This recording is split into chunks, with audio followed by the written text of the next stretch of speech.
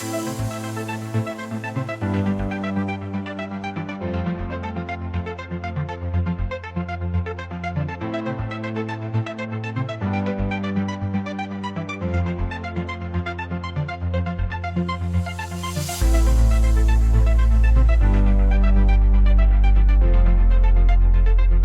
everybody, and welcome back to AutoKnerd. All right, so last week we did part one of our needs assessment.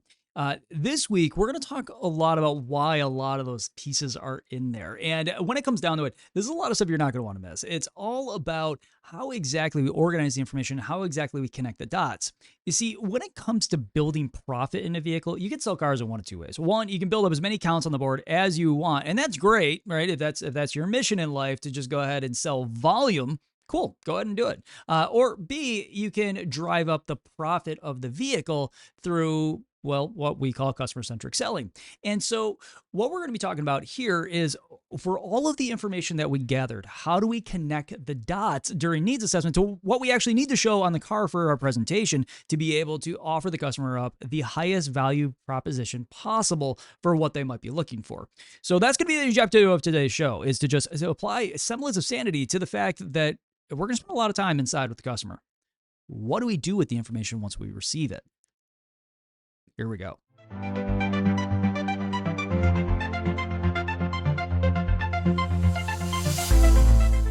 Now that we've been working with that customer for a little while, there's a few things that we got to take into consideration.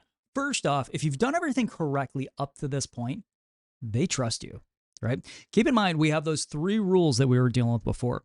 90% of the conversation has to be about them and their life, right? Only 10% about us, and that's just enough to keep the snowball rolling, right? Now, with that 10%, you can throw the car in there too, right? But we want to keep the conversation of the vehicle to an absolute minimum, right? Only bogarting, let's say, 10% of the conversation, because the customer's there to see a vehicle. They're there to buy a vehicle. They've done their research on a vehicle, and they just need a little bit of guidance at this point. And really, the last thing that most people want to talk about is what they came to actually buy at that point in time. I know that sounds a little counterintuitive, but with a vehicle that is a larger product, I mean, we're not talking about going out and buying a watch. We're not talking about going out and buying jewelry. We're talking about something that is going to be your customer's essential companion, if you want to call it that, for the next 3 to 5 years. So we need to make sure that it's right, and it does require some consultation along the way, which is why we utilize needs assessment.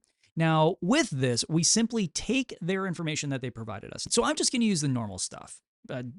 3 kids, 2 dogs, they want some bougie stuff in the car, and we're going to help them out. Now, when it comes to finding the value proposition, we have to define what a value proposition as a whole is. We're trying to go ahead and let the customer know that this vehicle is going to be worth more than the amount of money that we're charging on the window for the vehicle. And the only way to do this is to concentrate on selling the 5 to 7 needs or desires that the customer has. If you try to sell the whole vehicle, you show every single little piece of the car, believe me, you will have customers that are more confused, and you'll get a lot of "I'm just lookings," because the customer has to keep looking at that point in time. If we overload the brain, the human brain just completely shuts down and simply goes, "You just showed me like 300 things on that car. I only wanted like 5 or 7 new things that are going to go ahead and change my life.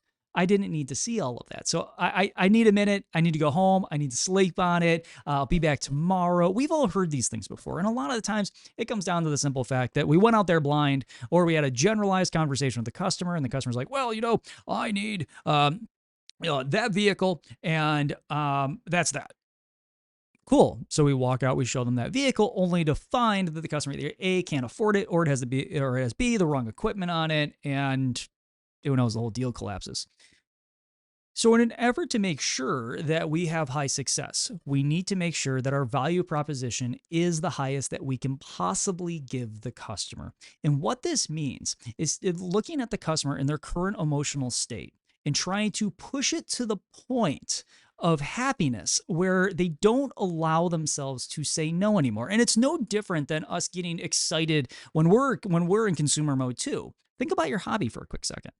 When you get really in depth into that, will money hold you back from your successes?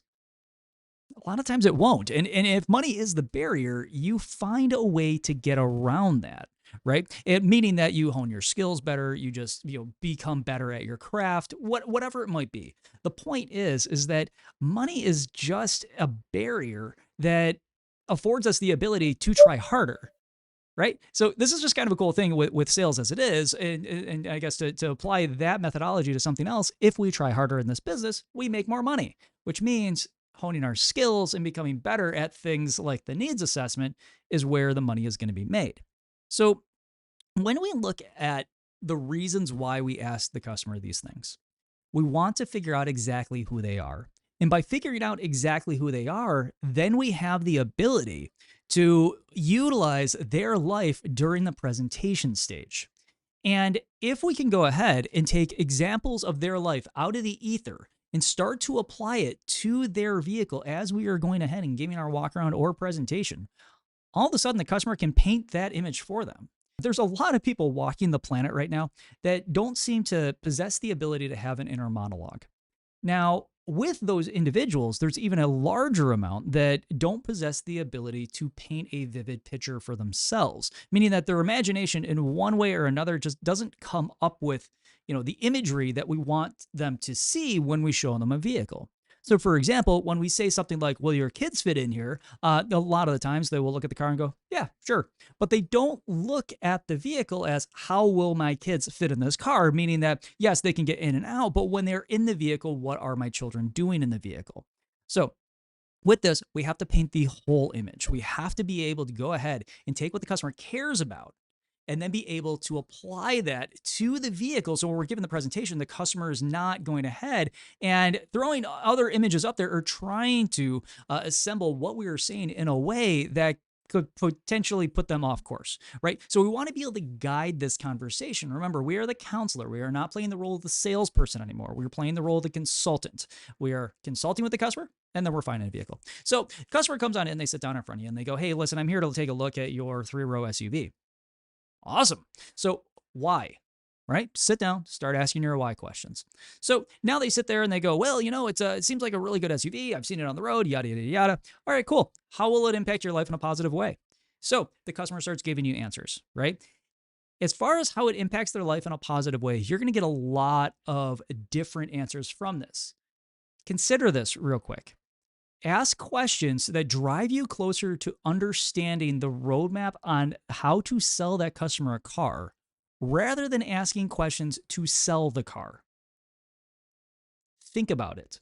You learn who that person is. That's what the first 20 to 30 minutes, or maybe even 40 if you or me, of sitting around talking to the customer is all about. It's figuring out what makes that customer tick. What does that roadmap of A to Z of them walking through my front door to them leaving with the vehicle look like? And they will give it all to you right there. You just need to ask the questions. So when you're asking your customer the why questions and they're starting to go, well, I have 3 kids. I'm running all over, this green earth, trying to go ahead and get them to every single, soccer practice and gymnastics and ballet and yada, yada, yada that they need to do. And at the same time, I want to be comfortable inside of it. Now, I also need, I have two large dogs and I take them around all over the place. We're constantly going to, the store and Home Depot and Lowe's and the flea market and yada, yada. So they're going to be using a vehicle for a lot of really big reasons. But what we should be doing, a consultant will sit down, grab a piece of paper and start taking notes at this point in time. Now, there are a lot of people out there that will simply go ahead and say, well, I'd go ahead and do this on my feet. Hey, listen, if it's working for you, it's working for you. But thing is that if you had more information, do you think you could have potentially had a bit more profit? Think it through. Because when we do a needs assessment on our feet, we don't have the ability for the customer to laser focus in on the questions that we're asking. And as long as the questions that we're asking are leading toward value, then all of a sudden the customer is going to tell us absolutely everything that they need that will sell them a car. They just need to know that we are in it for them. And if they don't see that we're in it for them, you can expect a customer that to be very hesitant when asking a lot of their questions. So just kind of be aware of that, is that the more you allow somebody to speak, the more they trust you, which is another one of our rules, right? So get them to talk to great length. And next thing you know, they'll start to trust you. And if you know how to sell them a car based on their wants, desires, and needs. They're all wants, by the way. We'll get to that in a moment. If you go ahead and have them focus in on you, know that you're in it for them. You can mold them to a vehicle, right? Now, I'm not talking about manipulating the customer in any way whatsoever. I'm talking about simply going ahead and being able to show the customer a vehicle and have them fall in love with it based on the fact that you just sold their life on that car, right? So now, when we look at the core reasons of why people buy anything, now, what I mean by this is, again, you go out and you buy and you invest in your hobby. We find that the core reason for this is, well, happiness, right? The same thing is considered with, for example, things like food, right? Food is a much more dramatic example of it, but when you get to a point and you're really hungry, you start to get angry. Well, what happens when you eat? You start to get happier, right? And you feel a little bit better. So with cars, it's kind of the same thing, is that people come in and they're looking to buy the biggest toy that they've ever invested in. Now, I've been told over and over, don't call it a toy. It's not a toy. Have respect for the automobile. Listen, I've been like in enough accidents with these things. I have worked on enough vehicles in my lifetime. I could tell you without a shadow of a doubt, most people consider their automobile a toy. Right? I mean, seriously, look how many people actually like don't even service these things, right? So, but the customer is going ahead and wanting to take this vehicle and add it to their life and make it a positive thing in their life, right? They want to be able to show it off. They want to be able to enjoy it. They want to feel proud every time they open their garage that this is sitting there. Now, as far as this, you sit down, you learn what they have to say. You then take that information and you start to ask questions that have to do with them. So let's start with the kids, right? So they have 3 kids in the household, and these 3 kids all have something going on in their lives in the least creepy way possible. Hey, what sports are your kids playing? Right. And now that you have those examples of what their kids are doing, because they will tell you, right? You're not asking for anything personal about their children. Just, hey, what sports are they playing? So there's a lot of differences in how exactly you're going to pitch a vehicle to a customer based on the sports that the children play. For example, if let's say they're all going to gymnastics all the time, there's not a lot of cargo in the car, right? Unless they are carrying something specific for some event that they're doing or something like that. If they're going to soccer practice all the time, well, if you're the coach or assistant coach, you may need to bring the ball bag with you. You might need to bring all the cones with you, right? If you are, let's say, going to hockey practice, I don't know if you've ever seen a hockey bag, but they rival the size of football bags. They are gigantic, especially if your kid's the goalie. So these are all really good examples to be able to go ahead and say, hey, listen, Mr. and Mrs. Customer, take a look at the back of the car here. Yeah, I'm seeing it. Okay, cool. I want you to envision the hockey bag real quick. You pick it up, you throw it in here. Is there going to be more space than you need to even put in more luggage on top of it? Oh yeah, look at that. Get them to envision again their life. You're painting a picture. You're being the artist at this point. You are painting the mural for them, going, hey, this is your vehicle. This is how it works for you. You're not selling the car. What you're doing is you're going through the vehicle that they already have chosen. The customer has already bought into this car. That's why they are sitting in front of you at this point in time. But you're going through the vehicle going, hey, here's why this is a good choice for you, right? Let me paint the picture. Then with the kids in the back seat. All right, so I'm sitting there. I've taken all my notes. What could benefit this particular individual when I give an example of the back seat of the car? So when your kids get in the backseat of the car, take a look. See the split between, let's say, like the captain's chairs in the second row or something like that? Yeah. So you said you had 3 kids. Is that enough room for one to easily get to the back? Yeah, you know what? I think it is. Now, I'm guessing that you have a vehicle right now that they dive over the seat. Oh, yeah. They mess with the ceiling pretty good. Oh, yeah. Yep, every kid does it, right? Even if it was a 2-row or a car with captain's chairs, kids are still going to dive over those seats just because it's fun. But getting the customer to start to visualize those items, allows them to see that the problem is being solved. You are selling the problem and you are giving them the solution. So on top of this, when your kids are inside the vehicle, what do? Well, I bought them digital babysitters and yeah, okay, cool. They all got tablets. They have your old phone, whatever it might be. Inside here, look at the USB ports. You see where they all are? Yeah, I see the USB ports, but how is that valuable to the customer at this point in time? Well, if the kids are sitting there and let's say your kids are just normally driving you nuts inside the vehicle, what happens when the battery dies in their digital babysitter? Oh my gosh, right? Here comes the are we there yet? Here comes the fighting. The digital babysitter has failed. So with all the USB ports inside, Just plug the phone in, plug the tablet in, and it's going to run indefinitely. Put on whatever you want to go ahead and program your kids with, right? The deal is that at that point in time, the customer sees that you care enough to show them features that are going to help out with their sanity. And that helps out in a huge way with people, and they really do appreciate it. And then after you have the big practical items taken care of, right? The big things like that we can typically consider needs. For example, you need to have enough place for all the butts, right? So if you have a car with more butts than seats, you need a vehicle. So you come on in and you buy a car with more seats. So you got to get that out of the way, right? The needs need to be taken care of. But when you take a look at those needs, figure out again why they are needs. Right now, I'm not talking about hot buttons. Again, like I said in the first few episodes, is that when it comes on the hot buttons, I don't believe in them. I think hot buttons are just a poor excuse for somebody to go ahead and say, hey, the customer fits into this bucket, and leave them in that bucket. Sorry, I'm a performance person. Back in the day, I loved to race. Today, I'm still a performance person, but it's because I tow. So we change over time, and those hot buttons really don't mean much of anything if we don't drill down into them. So as I'm talking to this person, if I find out that, hey, back in their past, they did have a sports car, right? But we're looking at this large SUV, how can I relate that? Maybe talk a little bit about power, maybe get them jazzed up a little bit, a huge smile on their face, right? Get them to go, hey, you know what? This does bring back the past. This brings back that little child and that little 18-year-old child, 16-year-old child back in the day that first learned how to drive, right? Get that excitement drummed up. Because again, the higher you can raise the customer's emotional state, the harder they're going to be for themselves to say no. So if that is truly the case, and most people go out and buy based on whether their happiness level is high or low, then we better be on the top end of that, every single one of us.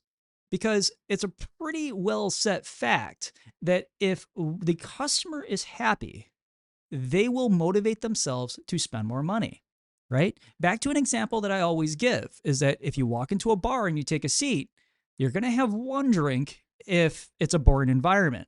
If your environment changes and that bartender starts chatting you up, you might have 2, 3, or 4, or you're calling an Uber to go home. The deal is that we are the controllers of that environment. We can't control the customer. That is a flat out myth. But what we can do is we can control the environment and sell the customer based on themselves. Once that happens, and you slapped, let's say, a $750 or $1,000 payment down in front of that customer's going to look at you. Instead of freaking out, you sold the value of that vehicle to make it far outweigh the payment that you just threw down in front of them. You need to make sure that the payment that you give them is not, first off, not blown out. So you have to talk money a little bit during needs assessment. Give you a little tip on this one. Don't ask stupid questions like, hey, how much do you want to pay? The customer's always going to go ahead and tell you, what they want to pay. I mean, I would too, right? I'd love to go ahead and pay like $200 a month for everything in my life. It would make things so much easier. But we all know that that's unrealistic. So stop asking that dumb question. All it's doing is causing the customer to defend their answer at the end of the deal. So as far as that, stop asking customers what they want to pay. It's a terrible question. Instead, go ahead and look at the customer and go, hey, so when it comes down to vehicles, I'm sure you've done your research, and I'm sure we're not the first store, right? Oh, yeah, I've been to 2 stores already. They all say that. I don't know why. But if you're the first store and they say you're the first store, cool. Let me educate you on something. So for every $5,000 you spend for about 60 months is going to be about $100 a month, right? Now, the reason I say about is because taxes are different in certain areas and credit worthiness changes that, and that sort of thing. But that's the random that's the general ballpark. It's $5,000 for 60 months is about $100 a month. And if we extend it out 72, 84, 96, I saw one dealership at 120. They were telling me that they are financing their customers at, and I'm like, oh my gosh, but I only help you sell them, right? So when it comes to this, you have to go ahead and let the customer know that, hey, here's how much it's going to cost.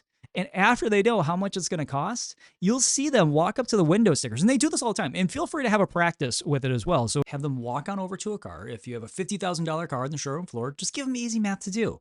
Hey, $5,000 divided by 50,000 is going to give you what? $1,000 a month, right? So it's going to be pretty easy to figure this out, right? $35,000 car is going to be about $700, and for every $5,000, again, it's about $100 a month. Not too hard. There you go. Okay, so that's our roundabout, right? So for every 5,000, about $100 a month. So now when you pull around another vehicle, let's say that big SUV that they want to see, they'll walk right over the window sticker, they'll look at the window sticker, they'll run that quick little mental math and look at you and go, okay, you're having them justify the price of that vehicle. Keep in mind, we are a companion in this situation. We are here to counsel the customer and guide them. By going ahead and giving them that little bit of math, they now have the ability to look at us and go, yep, this will work. Nope, that won't work. And if they're giving us yeses along the way, and our value proposition that we've given them has afforded them the ability to look at the window sticker and say, yes, this is good. When you slap the payment down in front of them, if it is somewhere in that wheelhouse that they were envisioning, or if it is under, all of a sudden you got a customer that's buying, right? This is not a, I guess, tough business per se for those that are willing to learn who the individual is. I see sales consultants all the time blow themselves out simply because they're not willing to invest the time up front and have the patience with themselves to teach themselves a new skill. So this week, here's what I'd like you to work on. Go sit down with anybody. It doesn't matter who it is, and practice needs assessment. And it's all about asking questions and shutting the mouth. It's not easy. It really isn't. If you notice that somebody, for example, a really easy way to start getting some practice, if you notice a friend of yours is having a hard time in life, just simply sit down. Hey, what's going on? This simple skill of closing the mouth and opening up the ears, not saying a word until you know that it's time for you to go ahead and throw something out there to keep the ball rolling, is something that your customers will absolutely appreciate. Right? Again, back to the bartender. Bartender asks a couple simple questions to motivate conversation, which leads into you appreciating them more, and then by proxy, spending more money, giving them a bigger tip. So it works the same with our customers too. It's just most salespeople don't graduate to the level of sales consultant because they don't afford themselves the capability and the time to learn how to do needs assessment in a way that gets the information of the real reasons why that customer wants to buy that vehicle, and then connect the dots from point A to Z as to here's the story about the customer's life in between that's going to lead them to appreciate this part in the car and buy that part of the car. Because in the whole history of automobiles, gang, nobody has ever bought the whole car, meaning they've never bought into it. They buy into simple concepts on the vehicle that will change their life, usually also backed up by the image of what the vehicle is going to make of them. So that is all for this week. But here's what I'd like you to do. If you can, click that subscribe button right down below. That helps me help you out in a lot of ways. So let's go ahead and crack that algorithm here and get this thing really rolling. So click that subscribe button. If you're listening to us on the audio podcast, just look at your phone real quick.